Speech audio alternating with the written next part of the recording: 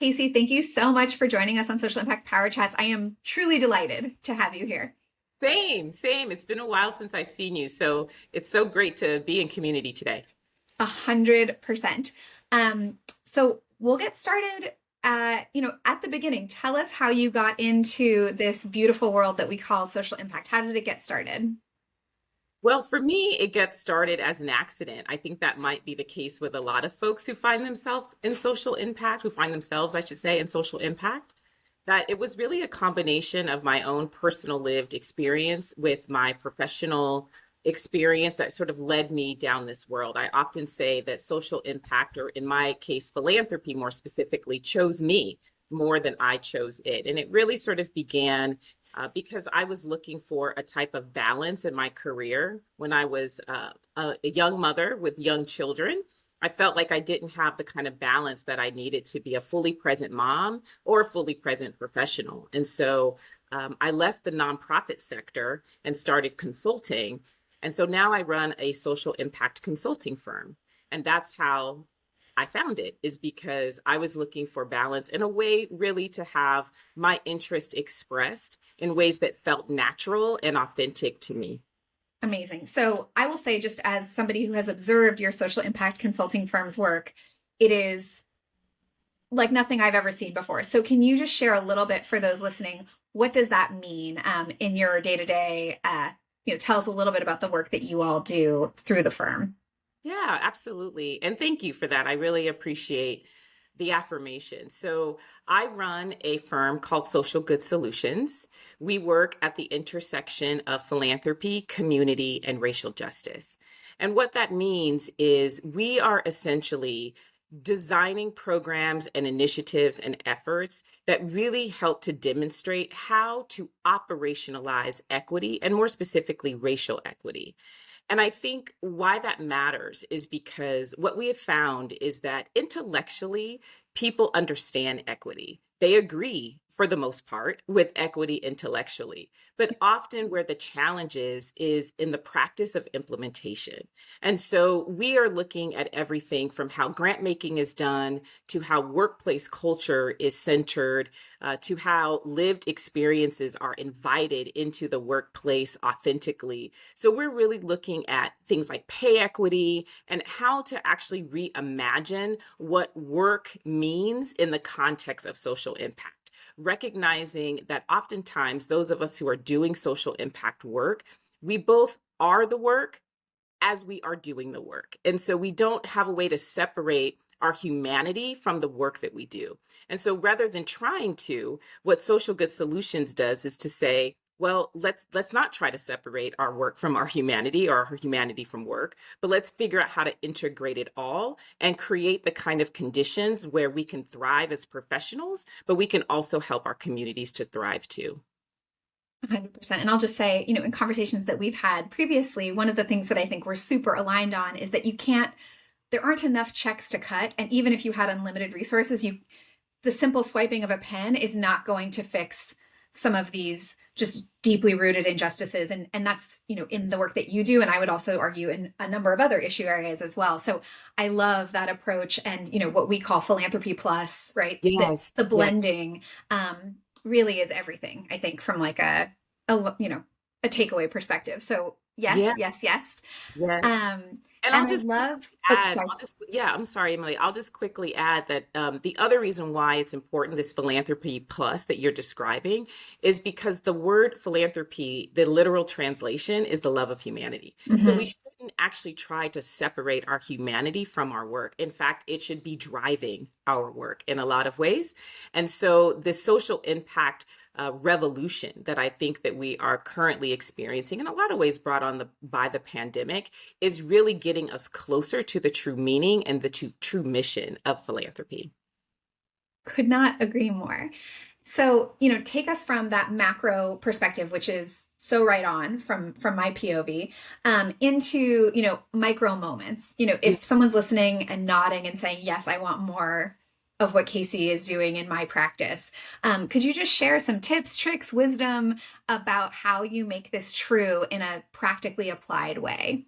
Yes, absolutely. So I think one of the things that we do at the firm is we focus on rest, and we actually create ways to integrate structured rest into our work. And I think a lot of companies, for example, have moved to things like, unlimited vacation. And while that sounds good on paper, I think the challenge is that a lot of folks don't actually find the time to be able to access and use that vacation.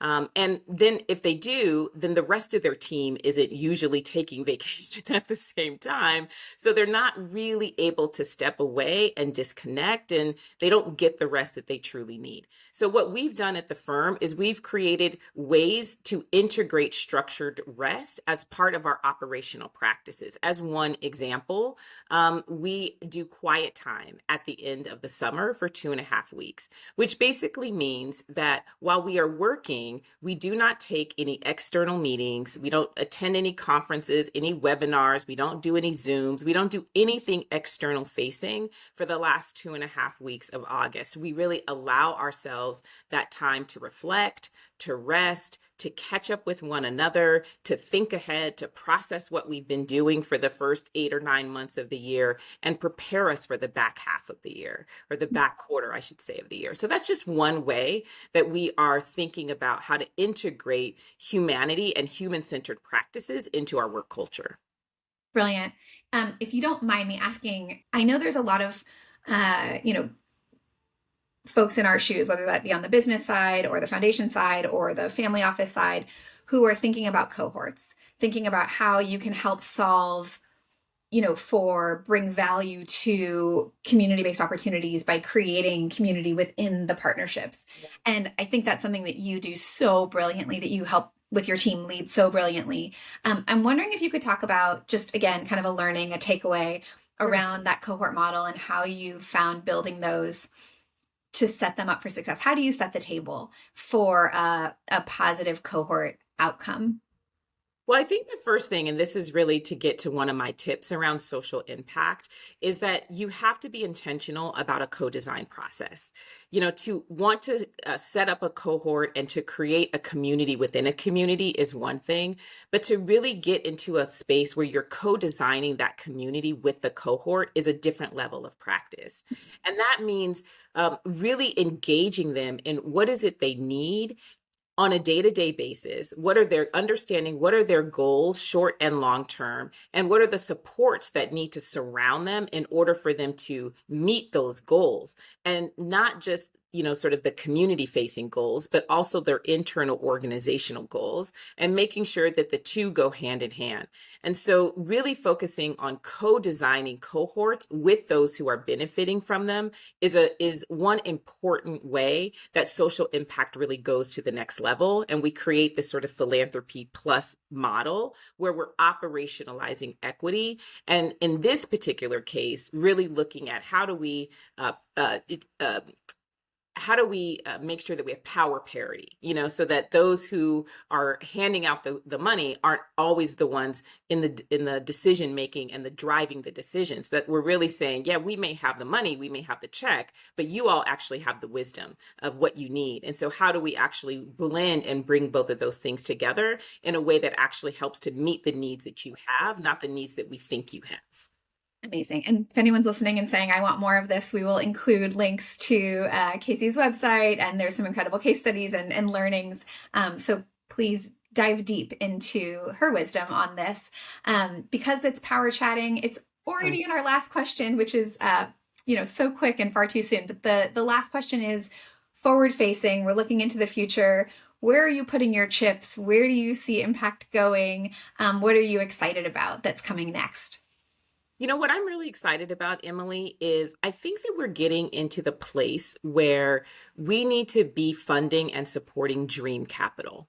And Mm. for so long, we have been holding the line, defending democracy, doing all the things that are putting us in a very defensive mode that really, it's keeping us from being able to both imagine the world we want and then build toward it. But I think we're moving to a place where we have to be able to fund and support the dreaming and the building of those dreams, so that we're not constantly in a place of trying to just protect ourselves, from oppression and sort of the structures that sort of keep us from being our whole and best selves, but that we're actually in a place where we can start designing those systems and structures ourselves so that we can start building and really living into them in a meaningful way.